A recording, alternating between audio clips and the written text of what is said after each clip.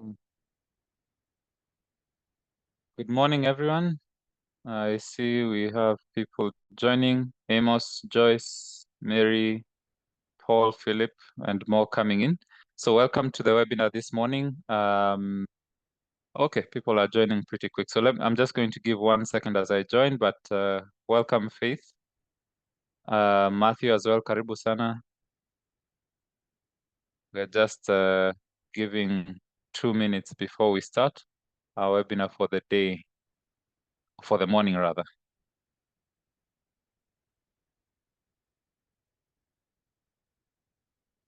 Okay.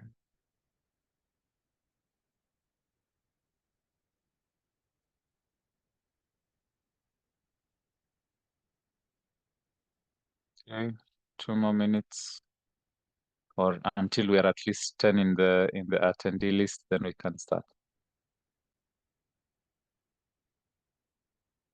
Karibu Jackson. Thank you, Pauline, for joining as well.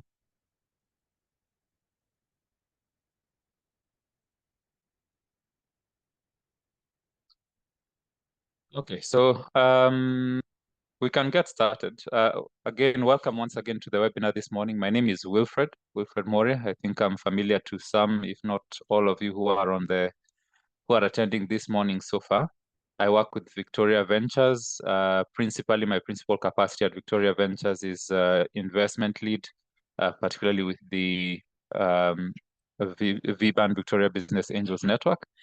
But I'm also involved in programs management and direction, including the R2C program.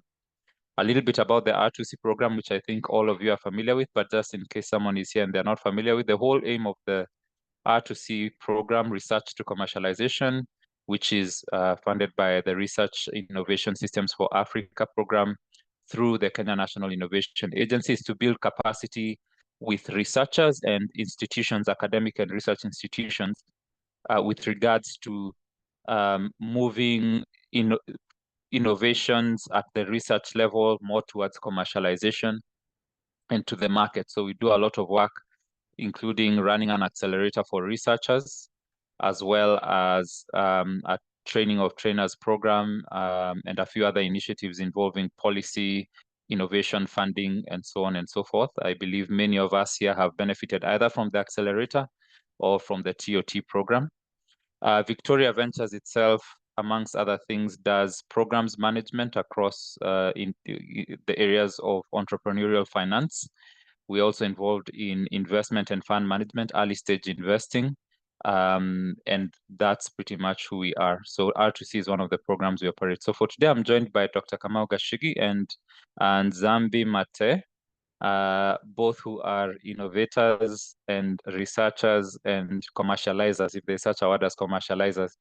And one of the things that comes up often in our, especially the accelerator, working with the researchers we are working with, is how to balance between the many responsibilities, the many tasks that they have within their institutions as academicians, as researchers, as administrators, with them trying to go into business or trying to go into commercialization of their innovations and their inventions. And that's basically what we'll be discussing. It will be time management techniques for busy researchers, and we'll hope to learn from the experience of Dr. Kamau and Zambi with us. So I will just ask us to maybe have Dr. Kamau and Zambi introduce ourselves. I'll start with Dr. Kamau, just sort of the way it is on the screen. So Dr. Kamau, just a brief introduction of yourself before we get into the discussion. Yeah, thanks very much, Wilfred, and it's a pleasure to be asked to do this, and also quite honored. I know Victoria Ventures well, and I've known you many years. I also know Zambi. Good to see you in Zambi, and we've had a lot of interaction over the years. So thanks for having me. My name is Kamau Gashigi, as you said, and I started out not too long ago. Well, actually, quite some time ago, maybe quarter of a century ago, teaching at University of Nairobi. So 25 years ago, 24 years, teaching engineering. And then that evolved into creating ecosystem platforms that would help for engineering to be impactful. So that resulted first in 2010 or so in Fab Labs being established. I established Fab Labs at the University of Nairobi. That developed, evolved into the makerspace, and then we outgrew the university and set up Gearbox, which is one of the names up here on top of me. And we were able to set Gearbox up as a platform in industrial area, again, with the purpose of making it easier for people with good ideas for some kind of manufactured product to be able to succeed in doing that in an environment which is actually very difficult to do. And Zambi is a good example of the kind of person that we help, somebody who in her case from physics has a good idea, wants to make it into a reality in terms of a product, which she's done. We're so proud of her. And we try to see how we can help that to happen along the way. And then over time, it became evident that we had to go beyond our provision of access to tools, machines, and so on, which is what I should have said Gearbox does. So we have a factory floor with machines that people would come and be able to use to develop prototypes and then eventually be able to raise money to start manufacturing. And it happens that we were trying to make it possible to go beyond just the access to prototyping machines, but to make possible access to manufacturing on a contract basis on manufacturing equipment. And that developed into Gearbox Zero Placer, which is again on my over here, this other side. Yeah, it's a company for profit which does manufacture of circuits, as you can see in the picture behind me, and printed circuit boards. So we're able to do that on a contract basis. So we started that company in a joint venture with Europlacer, which is a company out of the UK/France, which makes the machines for making circuits. And so we've also been able to stretch our DNA, if you like. We were asked by UNDP to design something like Gearbox for other African countries. And that started out as 10 countries, it's now 13 countries. And we also designed programs for, that's what a project called Timbuktu, which is a part of the Timbuktu project has what they call unipods, and we are the ones who designed the unipods machines in the same model that I just described. So I think I can leave it there. There's many other things we're trying to do, but perhaps as for purposes of introduction, let me just leave it there. Thank you. Great, thanks, Doc. Yeah, indeed, it sounds like we were just reminiscing before the call. It sounds like just like the other day, visiting Fab Labs at Nairobi University, and it's been quite a journey to get to this place. So, Nzambi, please go ahead and also give a quick introduction of yourself before we get into the conversation. Okay, thanks so much. Apologies, in my background, there's so much noise, but this is the quietest place I could get in industrial area. But yes, my name is Nzambi Mate. I'm founder of Juggling Makers Limited, where we manufacture building products. So we convert plastic waste and convert it to alternative building products. And yes, a firm believer and recipient, a heavy recipient of work from Dr. Kamau. So, hi, Daktari. In terms of what we do the basic recycling conversion of plastic waste into building products. And we not only make the product, we also make the production line, the manufacturing process. And now we are slowly building it into a package that we can replicate in different parts of Africa. So yeah, that's what we do. Fantastic. Fantastic, Nzambi. Thanks for introducing yourself. And so I'll start with you, Nzambi, the conversation with you. I think it would be helpful for us to get a bit of your journey into making Jijenge. So I know a little bit about the company backstory. Of course, involves a lot of research, a lot of trying to figure things out before you're able to get into a product and a model that you could bring to market. So I think it would be useful for us to get the backstory of Jijenge, where the idea came from, how it started, and then how you just progressed up to where you are in brief.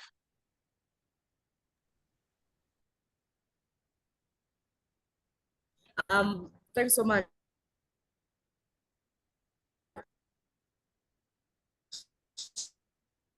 The original genesis of the idea was while I was in school. It was needed to do a prototype, so I shelved it up to about like 4 or 5 years later when I graduated, and I was like, I want to convert to make plastic into building products. That's just because I wanted practical solution for plastic waste, something that was not ornamental, and it was not a niche, but rather a product that can be used in the market on every day-to-day scenario. And it had to impact a basic human need, either it's food, shelter, or clothing. And so we settled on shelter. And so that's how it started. In terms of the iteration and the prototyping stage, I started at my mom's backyard. That was the original production process we did in the background. So I did a prototype. It took me about 9 months to get just a prototype up in place. And once we got the product prototype, we then went to the market. I am a firm believer of if you can't sell your product, then you shouldn't even make it in the first place, because your product has to solve a certain problem and it has to be economically feasible. Otherwise, it's just a hobby. So you kind of have to be very clear on where the lines fall. Is it a hobby or is it for commerce? And if it's for commerce, it has to be economically feasible. So that was the first one. So once we made the prototype, then we moved on to, you cannot sell one paver, you need like 1,000. So 1,000, we need machines. And so that's where Gearbox came in handy. We did the prototype of the machines and the iteration process. So we started it in Gearbox when they were actually in Gong Road. And then now we moved to industry. When they moved to Industrial, we also moved with them. And so that's how we expanded from the space and got our own production space, build our own machines, and then started building the business model. So I think, just for summary, ideally speaking, to start, you need 3 things. You need the product, how to make it, and how to sell it. Okay, maybe I'll drill down a bit there on the product. I heard Dr. Gashigi mention that you have a physics background. So the original concept for how to make this was seeded out of some kind of, it wasn't, I mean, was there some informing research or some informing knowledge that led you to believe that you could do building products using plastics that met your requirements, or the, sort of the idea that you had? Yes. The fundamentals were there. My background, as Dr. said, my background is in physics, where I majored in material science and then minored in plan for doing the research paper. So when I started it, the concept in terms of the material element of it, the science, I already had it during the research process. But the challenge where I got the biggest disconnect, and maybe this is one of the biggest challenges I believe most researchers and innovators in Africa have, is the shift from academia or research to business and commerce. So because of that leap, I halted the research until I could be able to do the shift, because I found it's easy to do the research when I'm on this side of the commerce side rather than academia, because the lessons and the iteration process is faster on this side versus the academia side. Okay, thank you, Nzami. I think a number of things you've mentioned there, for some of us who've been maybe in the more recent, the last accelerator that we did, you recall, drumming in customer development and, making sure you have a sellable product. And if you're not selling a product or have a sellable product, then you need to go back and think. So I think you touched on a number of things that will be fresh on some of our minds. Shifting over to you, Dr. Gashigi. Also, I think it would be useful for you to give us a little bit of your backstory. I think you did great with the introduction to tell us where you've come from with Gearbox up to where you are now with Europlacer and so on. But I'd like perhaps maybe to add a little bit more in terms of your own personal background academically, and how you got into helping innovators commercialize. Sure. So academically, I set out from high school being very good at chemistry in particular, but the sciences, I thought I wanted to be a chemical engineer. At high school, I didn't even know what that was. I just knew the name chemical was in there. So I thought, okay, I'm good at chemistry, chemical engineering, but I was very wrong. Chemical engineering has not too much to do with chemistry.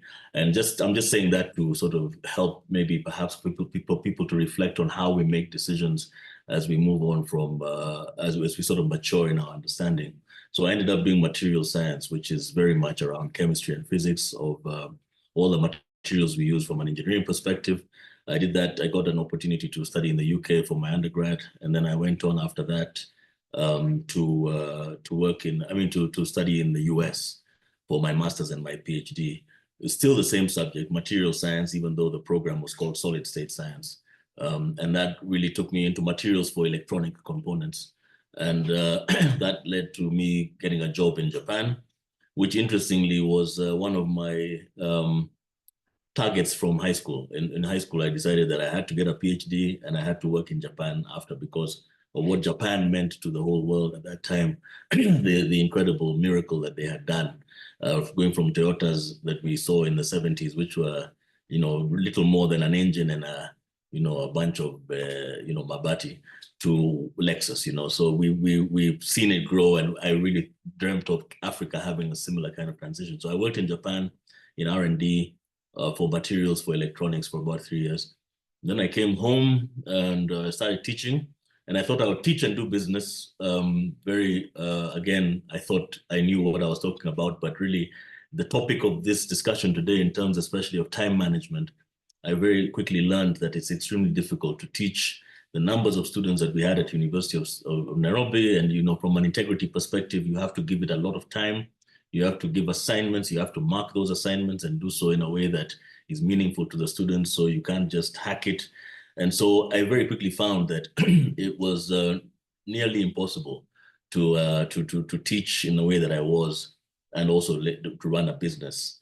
And so many painful lessons later is when now I was realizing that actually, even if we teach as well as we possibly can within our economic context, we were training engineers to become auditors. We're training engineers to work in banks. And it wasn't their fault. It's because of what the opportunities in Kenya that are available to them was. And so my next challenge became, how do we make an environment so that someone like Zambi, who has a good idea, can actually make it happen, as would happen in many other countries? So a term that I think a lot of people will be able to relate to, or the academics who study these things talk about having a national innovation system.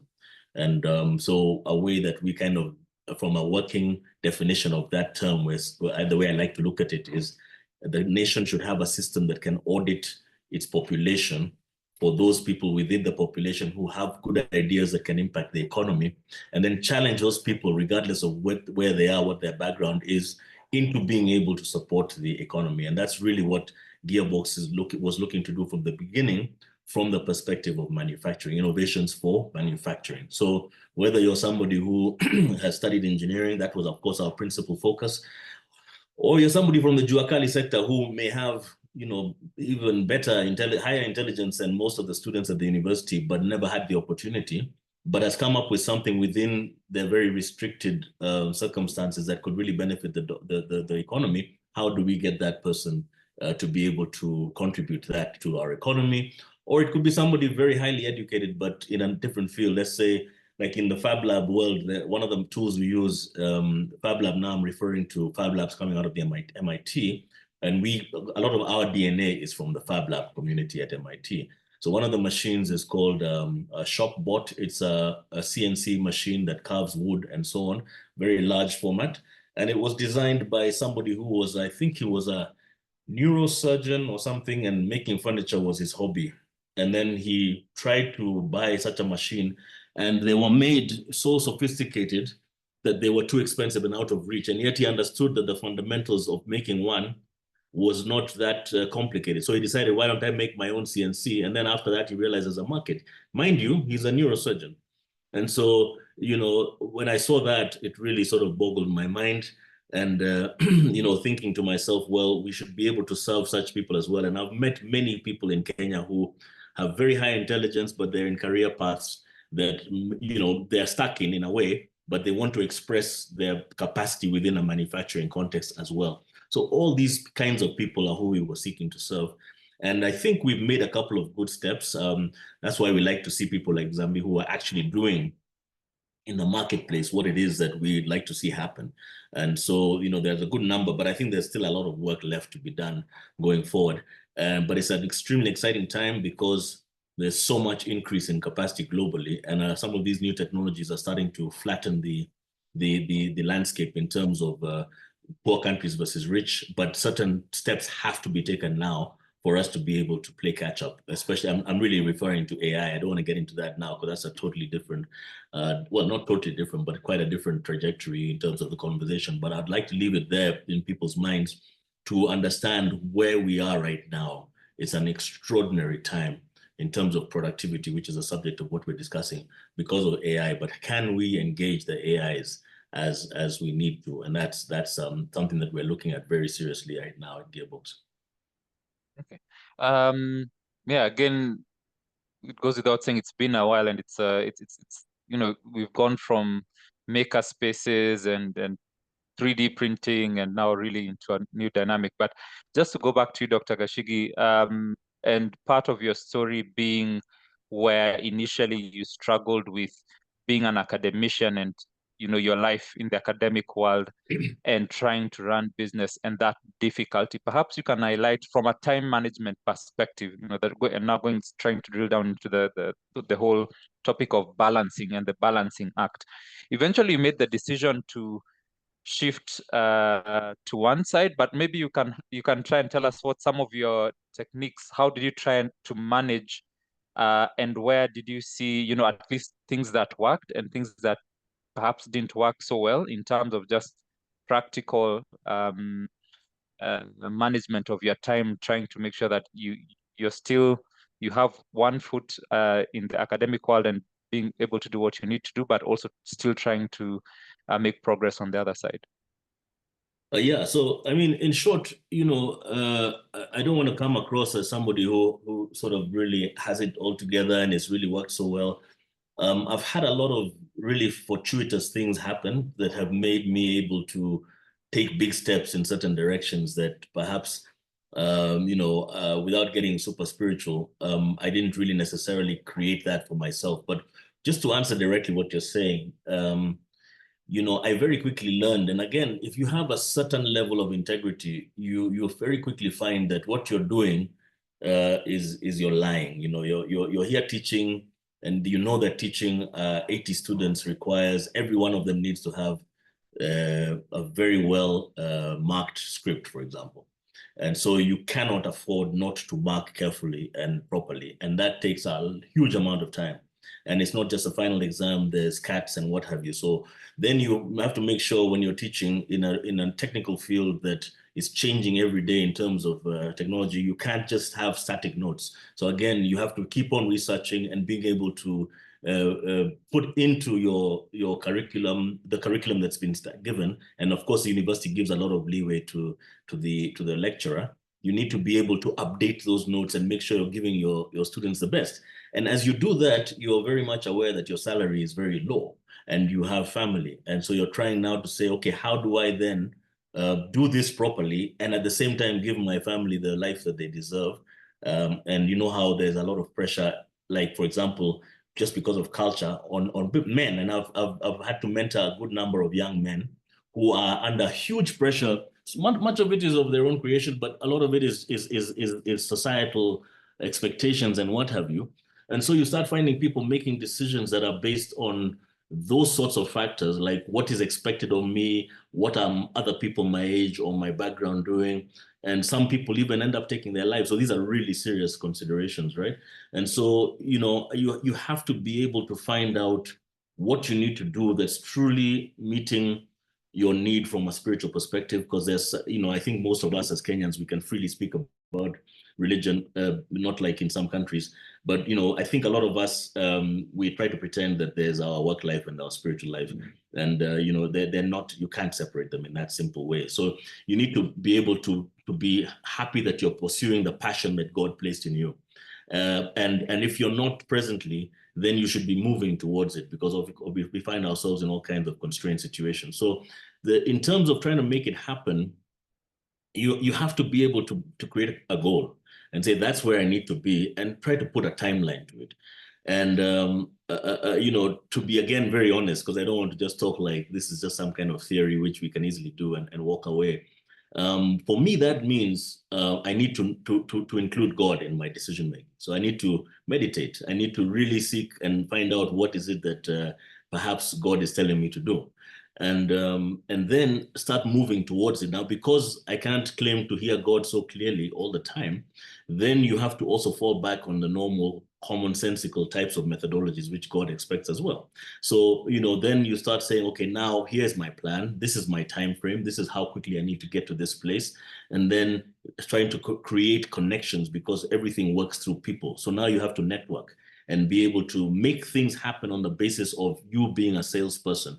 And if that's not your nature, that's not your character, then you need to be able to link up with somebody who has that skill to be able, because you really need to be able to sell your idea to make it work. Or it could be that you're in a company and it's not something so entrepreneurial like Zambi, or what I was doing with setting up the nonprofit. Even though it's a nonprofit, it's an entrepreneurial exercise to make it happen. You have to raise money, you have to sell your idea to people and so on. But you may be within a company, and again, there you have to ask yourself, are you selling out from who you are? Again, going back to spiritually who you are, where you should be, for the sake of money, because it's very easy also to do that and convince yourself that you're on the right track. But once you know that you're doing what it is that you truly feel that you're called to do, then you're at every point in time working with as much integrity as you can and balancing your life. So balance, I think, is really what you're talking about. The way I look at it is that from the working week, you have 8 to 5. That's what you're paid to do. So you have to dedicate that time as much as you can to the work. But very often that's insufficient. You then block other times. Like, for example, if you're married, you have to know, for example, for me, I have to have dinner with my kids pretty much every day, and my wife.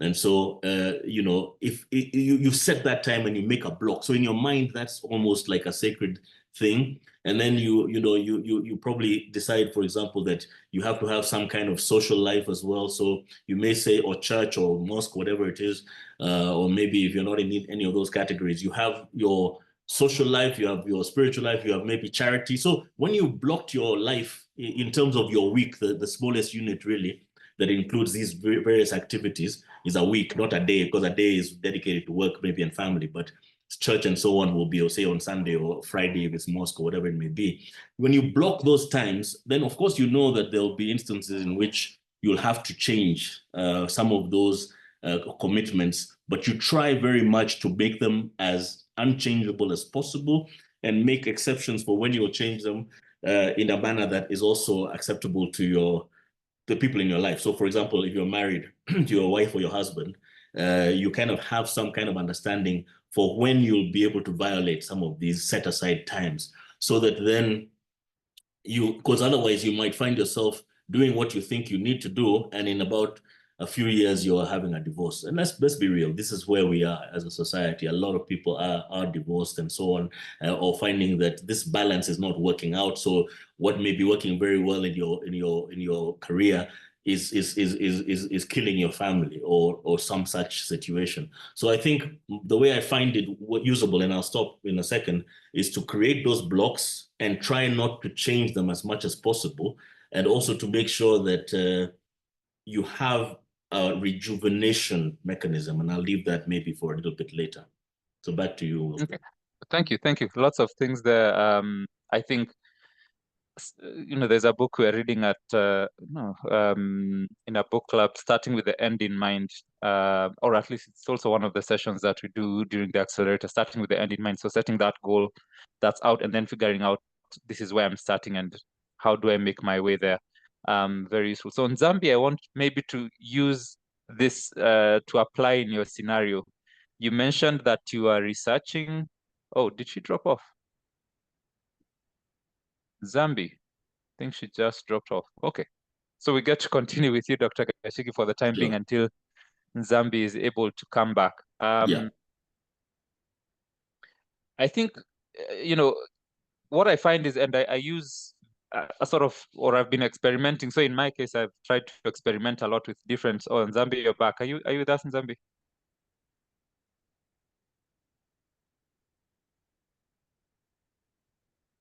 Hello?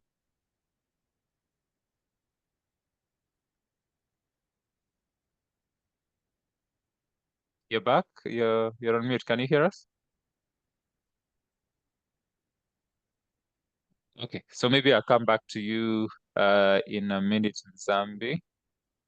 But if you can hear me, or you can even switch off your video if necessary, that's okay.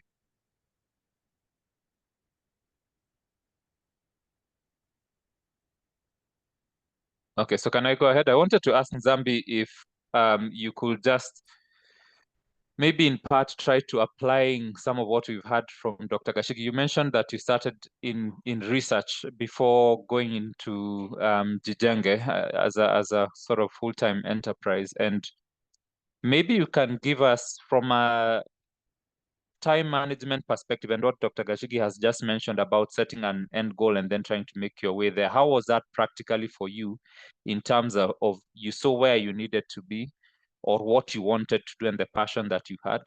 And you had, I don't know what your personal circumstances were at that time in terms of economically and so on and so forth, because like Dr. Gashigi said, let's be real, it's life and there are demands. There are also things that you have, obligations perhaps that you have to meet. So maybe you can give us a little bit to the extent of that you can, what that journey looked like for you transitioning and how you managed to manage your time and balance out your life and your use of time during that course.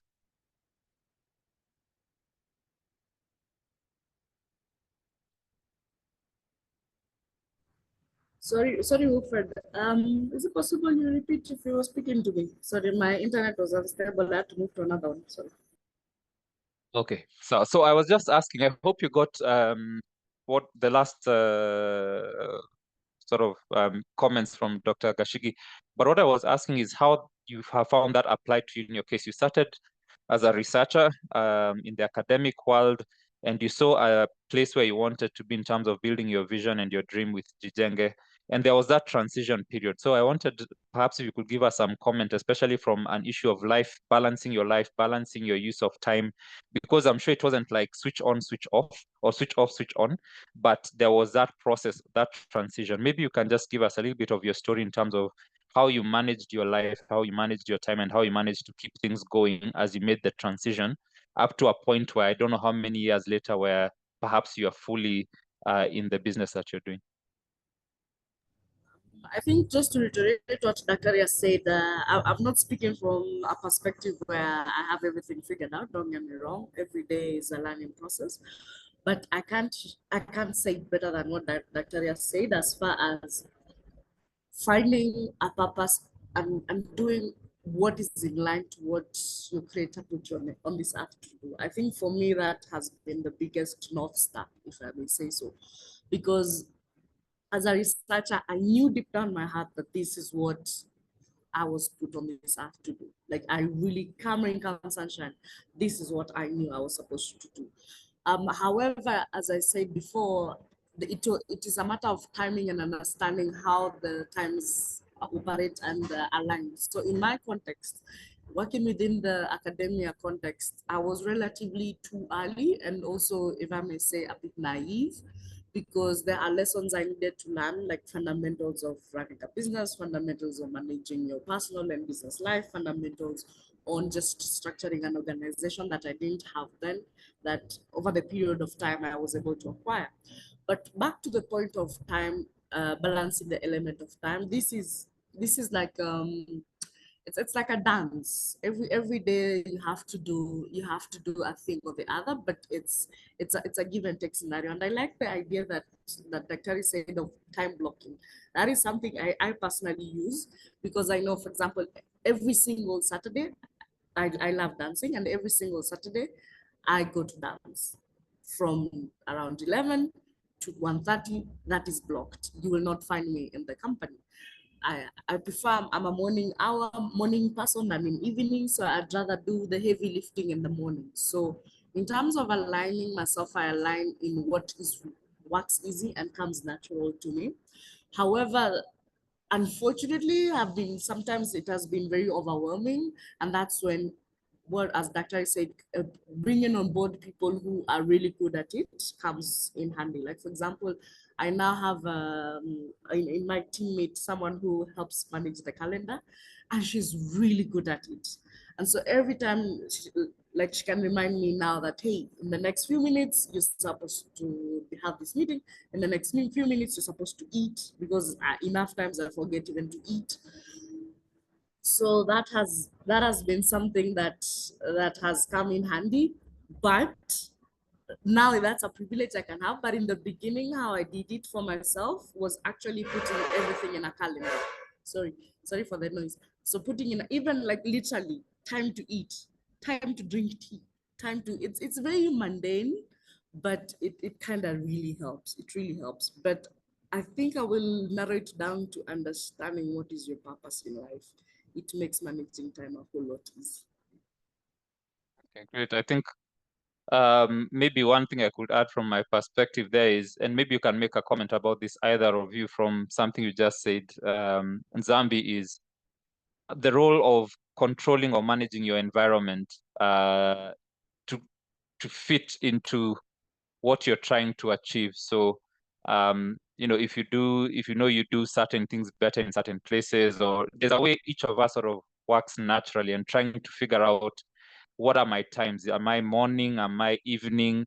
Because sometimes I found, I don't know whether you're a morning person or an evening person or a night person in terms of work, Dr. Kashigi or Nzambi, but that simple thing alone can make a drastic difference, because sometimes you try to be productive at a time when your system, your natural self is not sort of switched on, and it becomes a bit of a frustration. And maybe you can mention something about that, Dr. Kashigi, in terms of how do you manage your own environment to ensure, and you know, all these other calls for responsibilities, whether it is you're a researcher or you're in the academic setting. Again, I believe for it was also not switch on, switch off. There had to be a period where you are still trying to be in the academic setting and doing what you need to do there, as you try and maybe get I don't know, Fab Labs perhaps at the time to a place where it was self-standing and you could devote more time. So it was sort of over time reducing your exposure on one side and increasing your exposure on the other side. I don't know what you can comment with regards to environment and how that plays to your productivity, and maybe even using personal examples in your own case. You're on mute, Dr. Kashigi. Yeah, I think it's well understood by most people that, you know, humans are creatures of habit, and that you need to create good habits and try to get rid of bad habits. And so from an environment perspective, like I was just with my son about 2 hours ago, and he was playing on the carpet, and then, you know, he needed to do some homework, and then they have an open school. And so I gave him some assignment over the one that he had done, and he started doing it lying on the carpet. And I said, no, no, no, you go to the desk, and the one where you always do your homework, and you sit up and you do it there. And such things work towards like a place where you normally do certain kind of work or thinking and so on. They really assist in you very quickly getting into the role that's required at the time. And so like a discipline around, say, for example, recently because of COVID and so on, many more people would perhaps work from home, and home is full of distractions. So, you know, you need to be able to have a quiet place, a place where you won't be disturbed, where certain things will not sort of draw your attention away, even mentally, you know, from what you're supposed to be doing. So I think there's a lot to be said for a physical environment. And then also, as you rightly said, understanding yourself, and when you do your best work, whether you're a night or a day person. Obviously, from the point of view of group work, in the typical and the traditional setting, is that you're in an office space. That really, really helps for most people.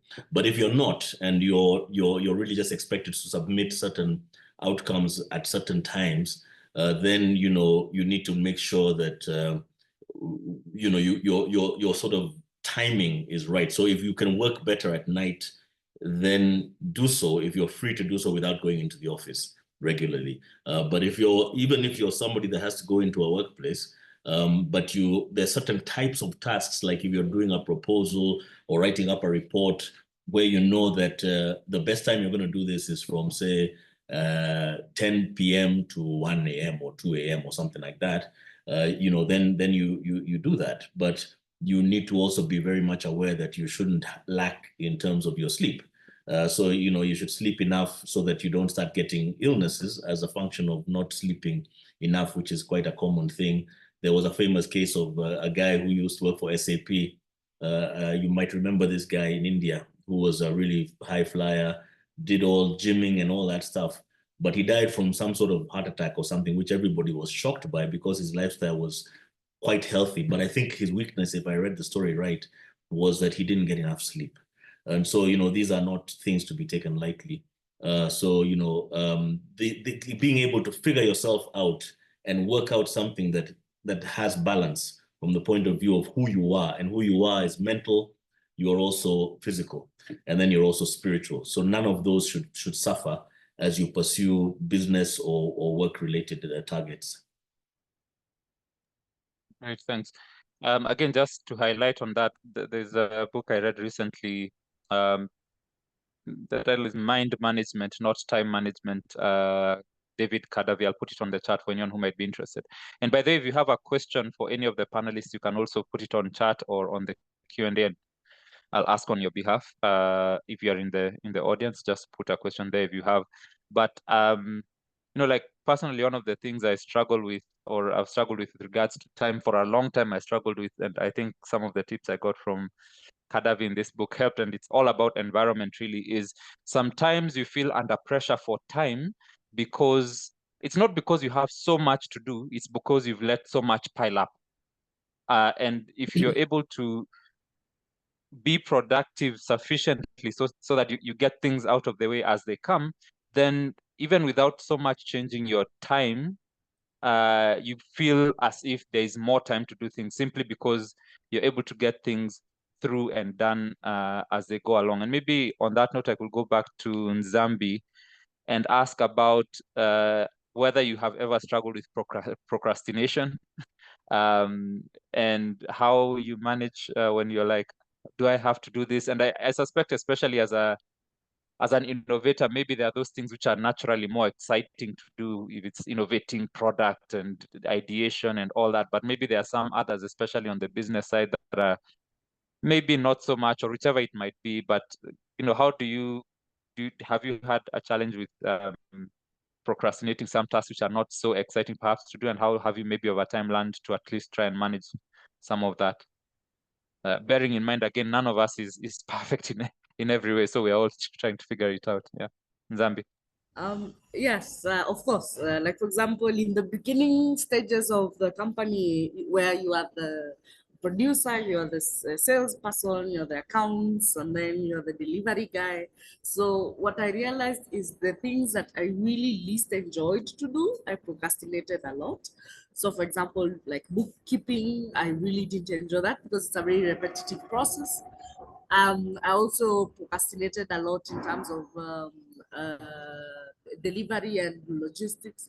So in the beginning, what I found out was those things that I really didn't like doing the most, I scheduled them to do them in the morning because that's when my energy is really up. So at first I was really pushing them and pushing them and pushing them until I realized there's just so much I can push. So then I started finding like a formula of doing accounts in small bits, because the downside of procrastination is it tends to pile up and it tends to build up, and that at some point in time becomes very overwhelming. So I learned the appreciating like small wins and small goals.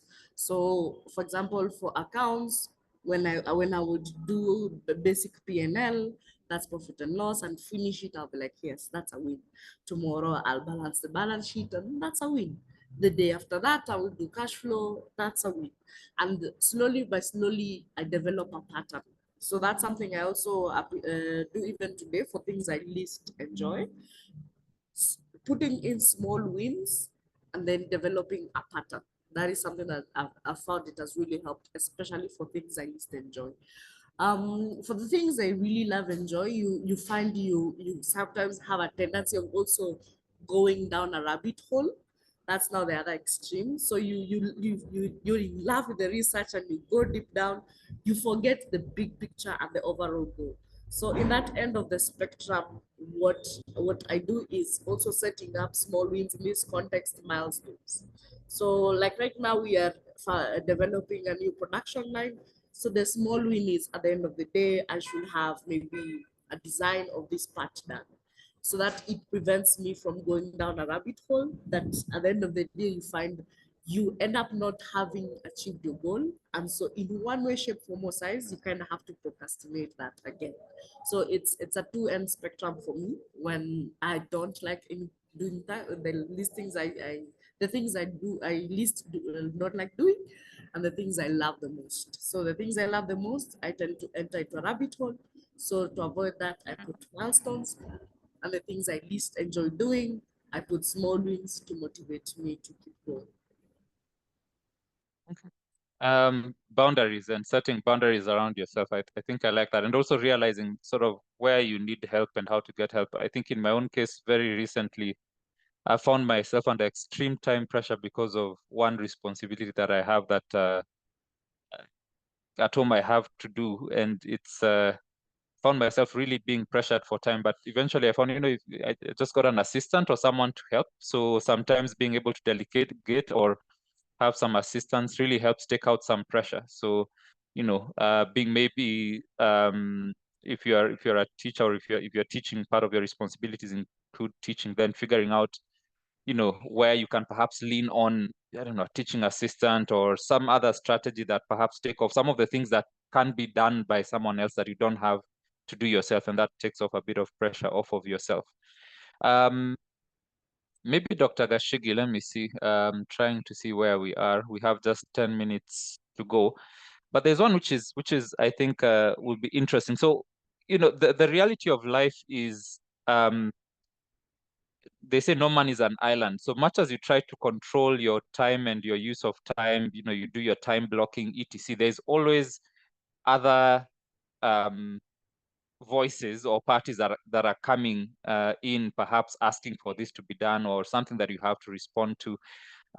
You've set up your block times, but a meeting is called at a time when you can't avoid it, and it's with an authority. Maybe it is at the institution, and you can't. This was my block for doing this, but something else comes, and this happens very, very often.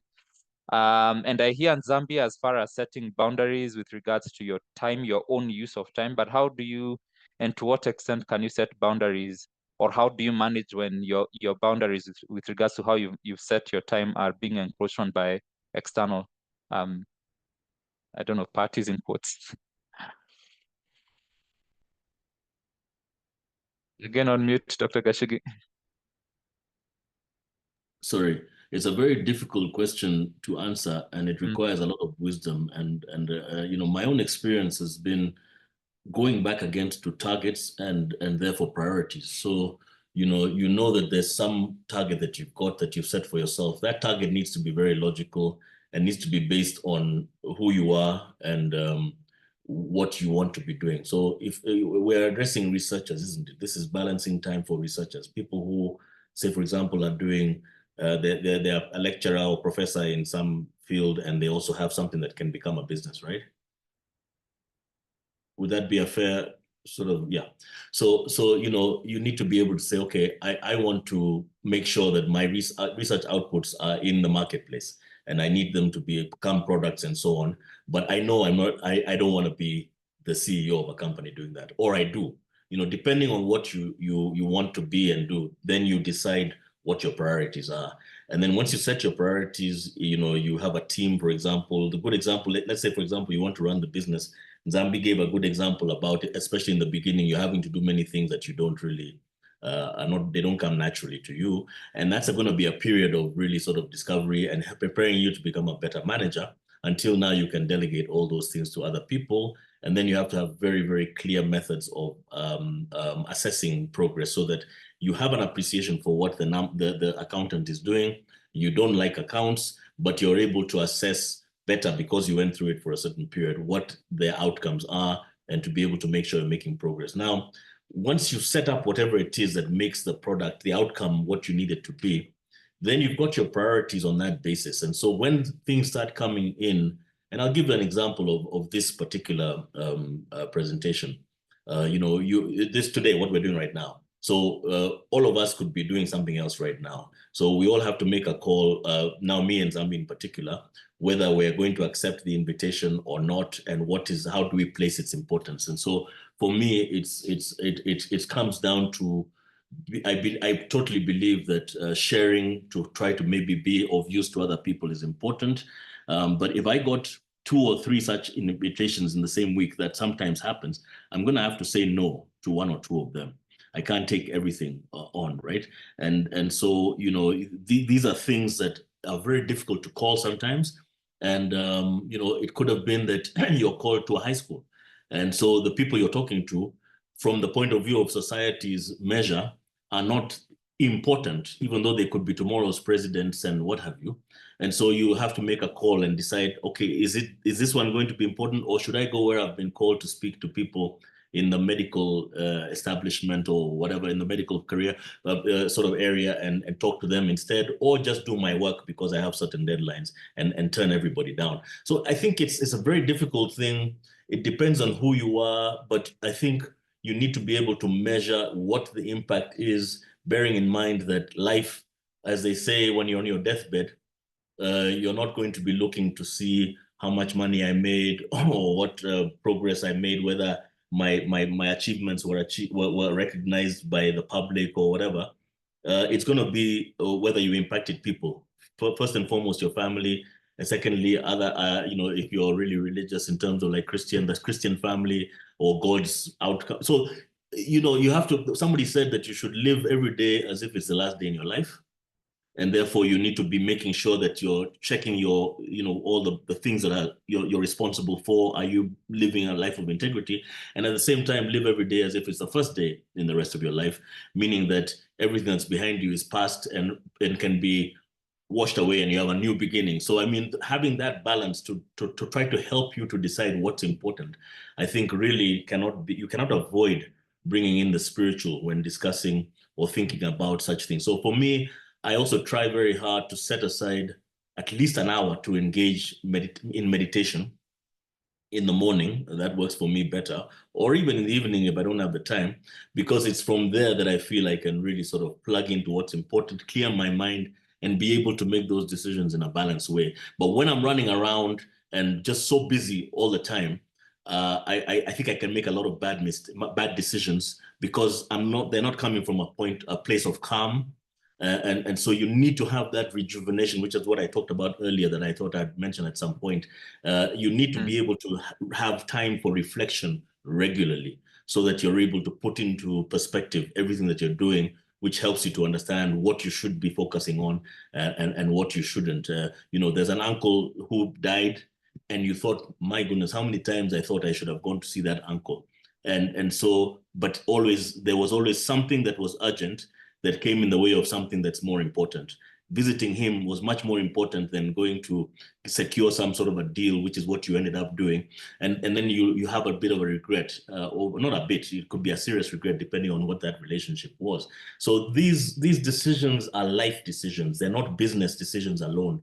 They're life decisions. And I think that's where somebody who might be called successful needs to balance all of that. And it's not a trivial thing at all. Fantastic, yeah.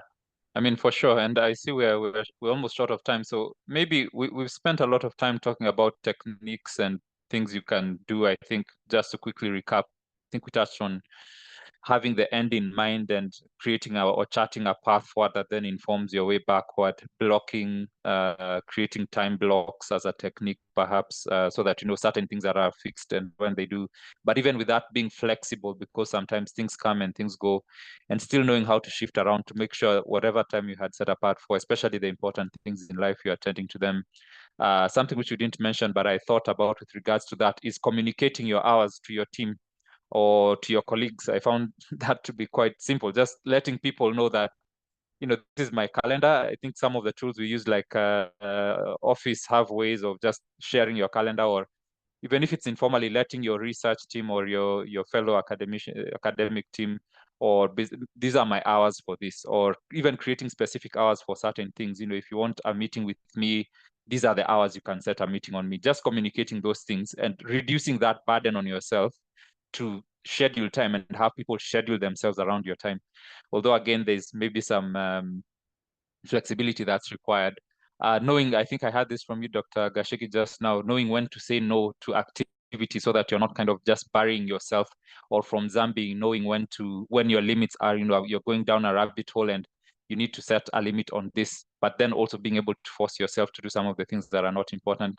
Rejuvenation, trying to be efficient about an environmental setting, and being able to be efficient about what you do so that you reduce pressure from piling up things. Something we haven't talked about, one of the frameworks out there, is the urgent and important, urgent, not important, important, not urgent. So lots of techniques out there. We haven't talked so much about tools, but as Dr. Gashigi said, nowadays there's lots and lots of tools around that you can use to manage time. I see the hand, Dr. Gashigi. So, AI especially, I've tried a good number of apps, some which you try and doesn't work, and that's it. But as you maybe make your comment, Dr. Gashigi, I'd also like us quickly, as we close up in the next 5 minutes, talk about burnout and how to avoid and manage burnout as we also close up. But Dr. Gashigi and then Dr. Nzami on the same topic of burnout. You're on mute again, Dr. Gashigi. Yeah, sorry, thanks. You raised the point I was going to make, which was on AI. And I think nobody should think that there's an AI world with AI people, let them do their thing. All of us, wherever you are, you need to learn what those tools are, and you need to learn how to engage the tools. Facebook has just made their platform open source, meaning that people can develop tools much more powerfully than they can, say, on OpenAI and others like those. We as Africans need to get into that, because what the AIs are doing or managing to do is incredible in terms of productivity, regardless of what the field is. And so I think we all, whether you're a researcher in agricultural something or medical, whatever it may be, you owe it to yourself to be able to understand what's happening in the AI world. Please go, there's too much information on YouTube and other sources.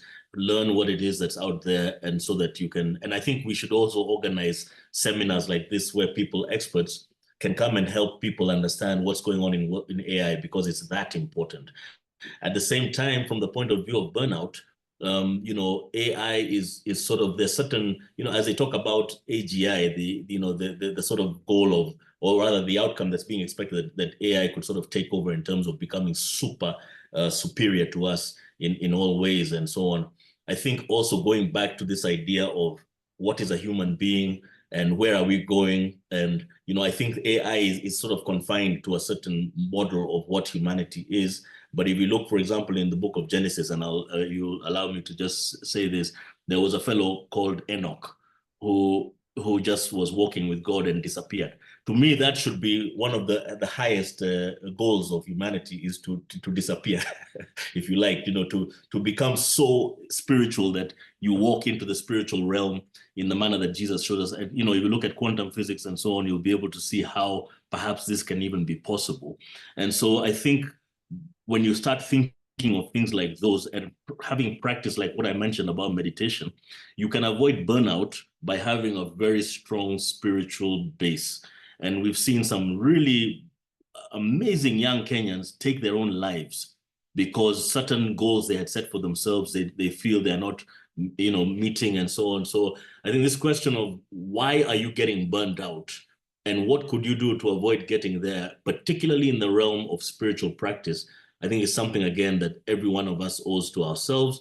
And we should be, having people who we can talk to, mentors. We should be having peers who we can, without fear of judgment, expose where we are to them. I think if you don't have those sorts of circles, please find them.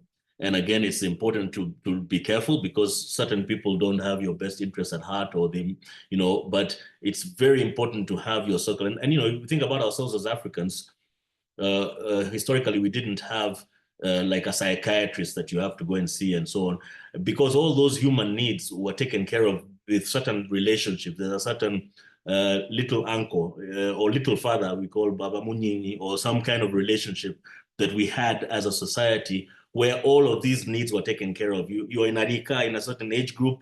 Within that age group, there's certain support you get. and then you go for other support above, and you give support downwards. All these structures that were traditional were very powerful, and we should never throw the baby out with the bathwater. We should be thinking about how who we are as Africans and what the mechanisms for us not to get burnt out are. And spiritual and social, I think those two in particular are very important. Let me stop and give Nzambi an opportunity to also contribute to that question. Nzambi, please, yes, as we close up burnout. I thought you should have just finished there, because that's exactly what I was about to say. Like Yeah.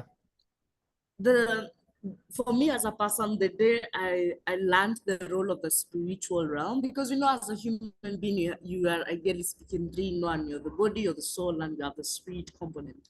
And so I realized the day I was leaning more on like the physical element, I felt a lot of burnout, because I was operating within a realm where I confiscated everything to my own strength. And the day I realized that's not possible, and so I too, as a spirit, have a superior touch. Like I have this source of energy that I can plug into that can replenish my strength.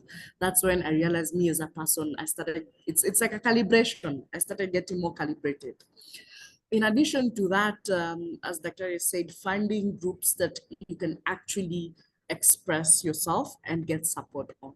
And be it whether it's from the medical realm, the psychiatry and the psychology realm, be it in the social realm, the friends, families, or be it also in the business or academic realm, because you can really get some really good support in the business and social realm that people actually really negate. For example, the day I got a really good team is when I realized the joy of actually doing work, because the team alleviated so much of my pressure that it narrowed down to doing what I was born to do and doing what I'm good at in a company and doing what I think is the role I'm supposed to play. And so when it comes to burnout, is number one, understanding you cannot do everything. Don't lie to yourself. You cannot do everything. Find that which you can do and you're good at and you enjoy. Do that. Outsource everything else. As Africans, we have this joy and we want to be, like, for example, CEO, founder, and all that stuff. Honestly speaking, I really don't want to, for example, I don't want to be a CEO of my company. I am doing it now until it becomes big, and then I find someone else who's really good at management to take the role of being the CEO, because I really don't enjoy management. I love leadership, but I don't like management, and I'm not really good at it either way. So it's understanding who you are as a person, finding what it is in line with your strengths, and delegate the rest. That will prevent a lot of burnouts. And within the frame of reference, find harmony both in the physical and the spiritual realm. Whether you're a Christian, whether you're Muslim, whether you're a whatever feeds into your spiritual realm, get that. Because that will create, it's like a pendulum. You'll get the other end of the spectrum. Fantastic. A friend of mine says we are human beings, not human doings. Much as we're always doing and doing and doing and doing, we are human beings. So thank you so much for your time. So many thoughts and things already coming to my mind that we could carry this discussion on for a few more minutes. But for purposes of time, let me close it here. Thank you so much for making time and giving your thoughts, Dr. Gashigi and Nzambi as well. Thank you for all who have joined and have listened into the conversation. I hope it was useful. What Nzambi was talking about just now, giving off part of the burden, I think we covered some of that from the co-founder, the session on finding a co-founder. That's partly why you need, even before you have a team, at least having somebody you can share the burden with. I think if Jesus needed 12 disciples, I think we also need at least one, somebody to share the burden with. But anyway, thank you guys, and have a good day, everyone. Until next time. Thank you very much. Yep. All the best. Thanks, Nzambi as well. Bye-bye.